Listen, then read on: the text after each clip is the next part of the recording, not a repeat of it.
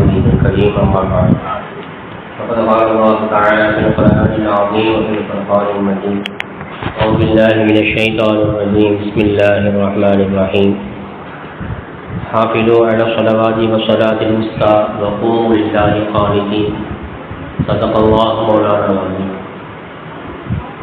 அளவற்ற அருளாளனும் நிகரற்ற அன்புடையோனுமாகிய எல்லாம் அல்ல அல்லாஹு தாலாவின் திருநாமம் போற்றி துவங்குகின்றேன். சலாத்தும் சலாமும் ஈரமகத்தல் உடல்மான முகமதே முஸ்தபா அஹமதே முஜ்தபா ரசூலே கரீம் ஸல்லல்லாஹு அலைஹி வஸல்லம் அவர்களின் மீதும் அந்நாட்டு நடத்துவற்றி அப்படியே பின்பற்றி வாழ்ந்த உத்தம சத்திய சஹாபாக்கள், தாபீன்கள், தபா தாபீன்கள், வலிமார்கள், ஷுஹதாக்கள், சாலிஹீன்கள், நல்லோர்கள், குறிப்பாக நம் அனைவரின் மீதும் அல்லாஹுடைய ரஹ்மத்தின் கிருபை என்றும் நிலவட்டுமாக. ஆமீன். கண்ணியமிக்க அல்லாஹ்வின் அடியார்களே, மேலான பெரியார்களே, சகோதரர்களே, சகோதரிகளே, தாய்மார்களே, அல்லாஹு தஆலாவுடைய மாபெரும் கிருபையினால் புனிதமிக்க ரமலானுடைய மாதத்தின் 24வது நாள் தராவீஹை நாம் நிறைவு செய்திருக்கின்றோம். அல்ஹம்துலில்லாஹ். இன்னும் ரமலான் முடிவதற்கு 6 நாட்கள் அல்லது 5 நாட்களே இருக்கிறது. இருக்கக்கூடிய மீதி நாட்களை நாம் வீணடித்து விடாமல்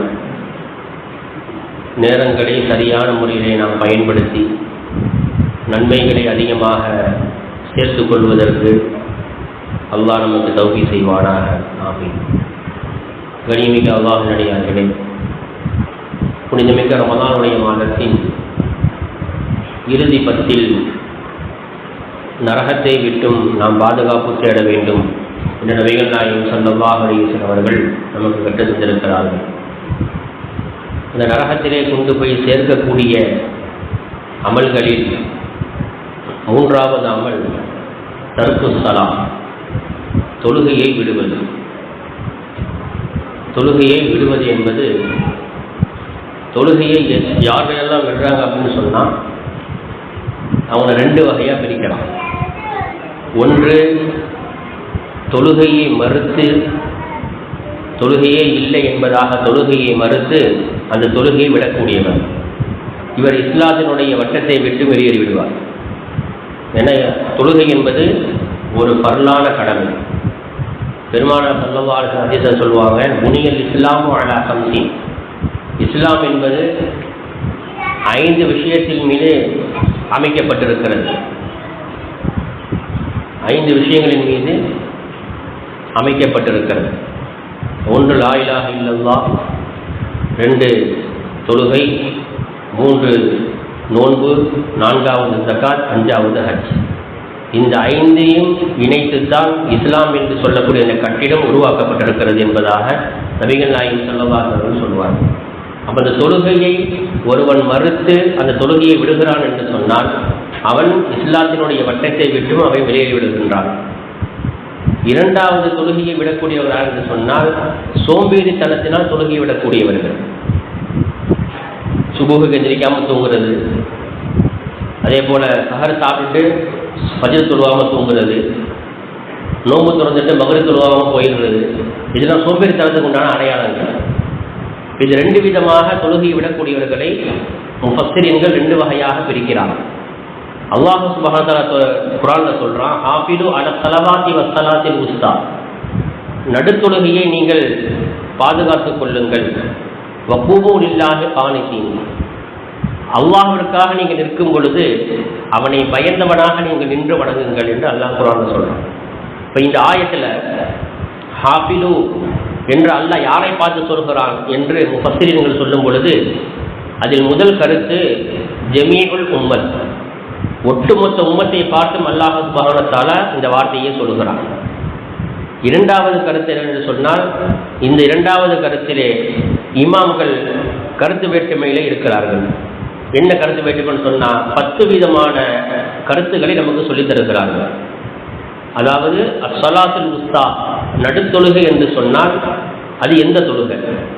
5 வக்து தொழுகை இருக்கு, அதில் நடுத்தொழுகைன்னா அது எந்த தொழுகை அப்படிங்கிறதுல 10 விதமான கருத்துக்கள் இருக்கு. அதில் முதலாவது லுஹர் தொழுகைன்னு சொல்றாங்க, 2வது அஸ்ர், 3வது மக்ரிப், 4வது இஷா, 5வது சுபுஹ், 6வது ஜும்மா தொழுகை, 7வது சுபுகும் அசரும் சேர்ந்து, அதேபோல் 8வது சுபுகு தொழுகை, 9வது 5 நேர தொழுகைகள் என்பதாக சொல்கிறாங்க. 10வது கைர முஅய்யன், அதாவது ஒரு குறிப்பிட்ட தொழுகை கிடையாது, எல்லா தொழுகையும் சேர்ந்து தான் அப்படிங்கிற 10 விதமான கருத்துக்கள் சொல்லப்படுகிறது.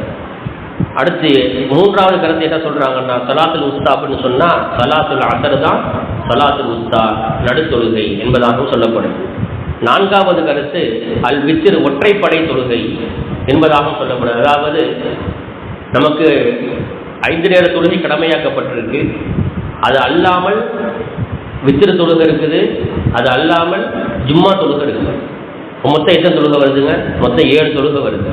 இப்போ ஒற்றைப்படையின் என்று நாம் எடுத்துக்கொள்வோமையானால், அதில் விளக்கம் எழுதலாம். ஒற்றைப்படை நாம் எடுத்துக்கொள்வோமையானால் 1, 3 அல்லது 7. பொதுவாகவே சுன்னத்து அப்படின்னு சொன்னால் என்ன, நம்ம என்ன நினைப்போம்? 3 தடவை சொல்றது, 3 தடவை செய்யறது. இப்போ ஒன்று செய்யும்போது நம்ம என்ன செய்வோம்? ஒரு தடவை ஒரு உறுப்பை கழுவுறது பரல், அதே 3 தடவை கழுவுறது சுன்னத்துன்னு நம்ம சொல்லணும். இந்த அடிப்படையில் சொல்றாங்க 3 அல்லது 7. இந்த 3க்கும் 7க்கும் நடுவில் இருக்கக்கூடிய நம்பர் என்ன? ஒற்றைப்படைன்னா 5. அப்ப ஒற்றைப்படை என்று சொல்லக்கூடிய இந்த கருத்தின் பிரகாரம் நாம் பார்க்கும் பொழுது 5 நேர தொழுகைகளை அல்லாஹ் சுப்ஹானஹு வ தஆலா என்ன செய்யறான்? அஸ்ஸலாத்துல் உஸ்தா அப்படின்னு சொன்னா என்ன அர்த்தம்? 5 நேர தொழுகைகளும் நீங்கள் பாதுகாப்பாக இருக்கணும், அதை நீங்கள் பேணி பாதுகாத்துக் கொள்ள என்பதாக முஃபஸ்ஸிரீன்கள் நமக்கு விளக்கம் தர்றாங்க. இந்த விளக்கம் அனைத்துமே தஃப்ஸீர் இப்னு கஸீர்ல பதிவு செய்யப்பட்டிருக்கு. ஹஜ்ரத் உமர் இப்னு கத்தாப் ரலியல்லாஹு அன்ஹு சொல்றாங்க, லா ஹல்ல ஃபில் இஸ்லாம், இஸ்லாத்திலே எந்த விதமான பங்கும் கிடையாது, லிமன் தரக ஸலாத், தொழுகையை யார் விடுவானோ அவனுக்கு இஸ்லாத்தில் எந்த பங்கும் கிடையாது. இந்த வார்த்தையை வைத்து நான் பார்க்கும் பொழுது இஸ்லாத்தினுடைய எந்த விதமான ஒரு ஈடுபாடுகளும் இல்லாத, தொழுகையே இல்லாதவருக்கு என்ன செய்யக்கூடாது? எதுவுமே நம்ம செய்யக்கூடாது. இந்த வார்த்தையை வச்சு நான் பார்க்கும் பொழுது தொழுகையோ தொழுகை இல்லை வாழ்நாளில் 5 நேர தொழுகையா, தராவி தொழுகையா, கியாமுல் லைலா, அதே போன்று பெருநா தொழுகையா, எந்த தொழுகையும் ஜும்மா தொழுகை கூட இல்லைன்னு வைங்க, அவருக்கு நம்ம என்ன செய்யக்கூடாது? எதுவுமே செய்யக்கூடாது, எந்த உதவியும் நம்ம செய்யக்கூடாது அவருக்கு. ஏன்னா அவர் அந்த வட்டத்தை விட்டு வெளியேறிட்டார். இன்னொரு ஹதீஸில் ஸல்லல்லாஹு அலைஹி வஸல்லம் சொல்லுவாங்க, மன் தரக ஸலா ஃபக்கத் கஃபர, தொழுகையை யார் விட்டு விட்டாரோ அவர் காஃபிராகி விட்டார், இறை நிராகரிப்பாக ஆகிவிட்டார். அப்ப தொழுகையை விட்டவர் நரகத்திற்கு செல்வார் என்று சொன்னால், தொழுகையை விட்டவர் இரா நிராகரிப்பாராக ஆகிவிடுவார். யார் இறை நிராகரிப்பாக ஆகிவிட்டாரோ அவர் நரகத்துக்கு போவார். அப்ப அப்படி சுத்தி வாங்க, தொழுகையை விட்டவர் எங்க போயிடுவாரு? நரகத்துக்கு போயிடுவார்.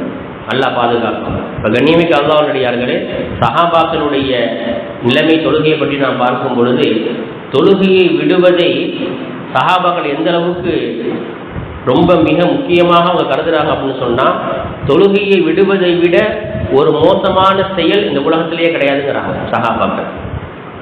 இப்போ அல்லாஹ்வை நெருங்குவது, அல்லாஹ்வோடு தொடர்பு கொள்ளக்கூடிய ஒரே வழக்கம் இருக்குதுன்னு சொன்னால் அது என்ன? தொழுகை தான். ஏன்னா ஒரு நாளைக்கு 5 நேரம் என்ன செய்யணும்? அல்லாஹ்வை நாம் நினைவு கூறுவோம். அல்லாஹ்வை நம்ம செய்யணும், ஒரு நாளைக்கு 5 நினைவு கூறுவோம். அப்போ அந்த 5 வேளை தொழுகை என்பது ரமலான்ல மட்டுமா? ரமலான் முடிஞ்சதுக்கு பின்னால் என்ன செய்யணும்? தொழுகையை கண்டினியூ பண்ணணும். இப்போ ரமலானுக்கு பின்னால் முக்கியமான ஃபங்க்ஷன் ஒன்று வரும். என்ன ஃபங்க்ஷன் சொல்லுங்க? கரெக்டாக சொல்கிறேன், கல்யாணம். அந்த கல்யாணம் வந்துட்டாலே முதல்ல விடுறது எது தெரியுமா? தொழுகை தான். இந்த பத்திரிக்கை வச்ச பொருளை கிளம்புவாங்க, எத்தனை தொழுகை கலாவாங்கன்னே சொல்ல முடியாது. கிடைக்கிற இடங்கள்ல தொழுதுக்கணும். தொழுகையை எந்த காலத்தில் என்ன செய்யக்கூடாது? விடவே கூடாது. இதை காரணம் காட்டி தொழுகை விடுறாங்க. ஒட்டுமொத்தமாக என்ன செய்வாங்க? வீட்டில் 5 வக்தையும் சேர்த்து ஒரே அடியாக தொழுகிறது.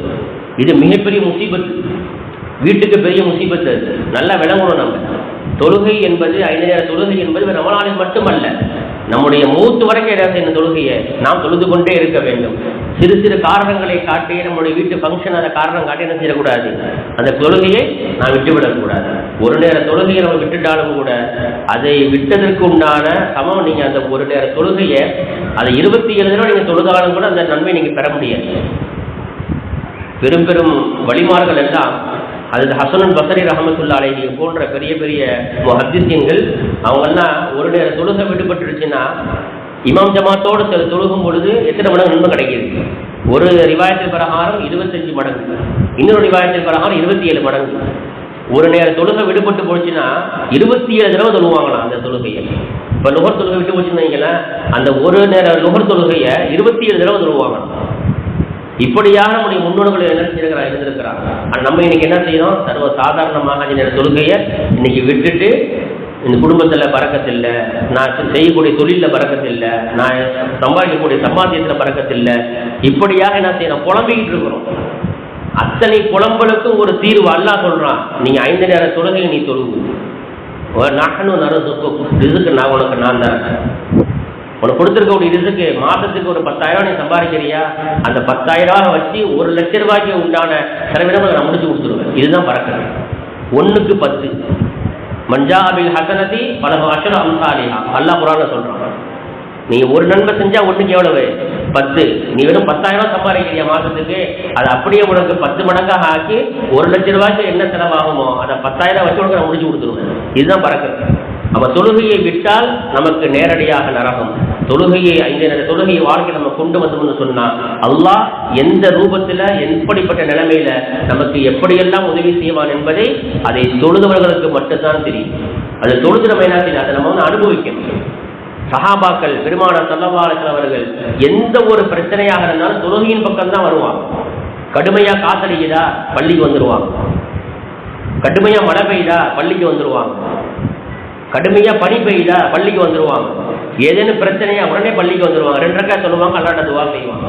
உடனே அல்லாஹ் என்ன செஞ்சிடுவான், அதை கபூல் செஞ்சு கடுமையா மழை பெய்யுதா அந்த மழையை நிப்பாட்டிடுவான், கடுமையா பனி பெய்யுதா அந்த பனியை எல்லாம் குறைச்சிருவான், கடுமையான வெயிலா இருக்குதா மழையை பொழிய வைத்து ஒரு குளிர்ச்சி எல்லாம் கொடுத்துருவோம். அப்ப 5 நேர தொழுகையின் மூலமாக பெருமானார் ஸல்லல்லாஹு அலைஹி வஸல்லம் அவர்கள் அல்லாஹ்விடத்துல கேட்டு பெற்றாங்க. அதே போன்று சஹாபாக்களை அவங்க என்ன செஞ்சாங்க, உருவாக்குனாங்க. அதே போன்று தாபியீன்கள் தபா தாபியீன்கள் யாருடைய வரலாற்றையும் எடுத்து நாம் பார்க்கும் பொழுது வரலான தொழுகையை இவங்க விட்டுட்டாங்க, விட்டு கலா செஞ்சாங்க என்பதாக நாம் சொல்ல முடியாது. இஷாவுடைய உழுவை வைத்து ஃபஜ்ர் தொழுதார்கள் என்பதாக இமாம் அபூ ஹனீஃபா ரஹ்மத்துல்லாஹினுடைய வாழ்க்கை வரலாறுல வருது. இப்போ எந்த அளவுக்கு இந்த சமுதாயத்திற்காக வேண்டி இந்த உம்மத்திற்காக வேண்டி பாடுபட்டிருப்பாங்க. அப்போ நாம் யோசித்து பார்க்க வேண்டும், 5 நேர தொழுகை என்பது சாதாரணமானதல்ல. நம்முடைய வாழ்க்கையினுடைய மிக உச்சகட்டமான ஒரு வணக்கம் என்று சொன்னால் அது தொழுகை தான். ரமலானில் மட்டும் தொழுகையிட்டு நாம் முடித்துவிடக் கூடாது, அல்லாஹ் பாதுகாக்க வேண்டும். மௌத்து வரைக்கும் இன்ஷா அல்லாஹ் 5 நேர தொழுகைகளை பாபந்தியாக பேணுதலாக தொழக்கூடிய நல்ல சமுதாயமாக நம்மை அல்லாஹ் உருவாக்குவானாக. நல்ல சமுதாயமாக உருவாக்கக்கூடிய அந்த நல்ல தன்மையும் நம்மிடத்தில் அல்லாஹ் கொண்டு வருவானாக. வாஹிரு தஅவானா அல்ஹம்துலில்லாஹி ரப்பில் ஆலமீன். அஸ்ஸலாமு அலைக்கும் வரஹ்மத்துல்லாஹி தஆலா வபரகாத்துஹு.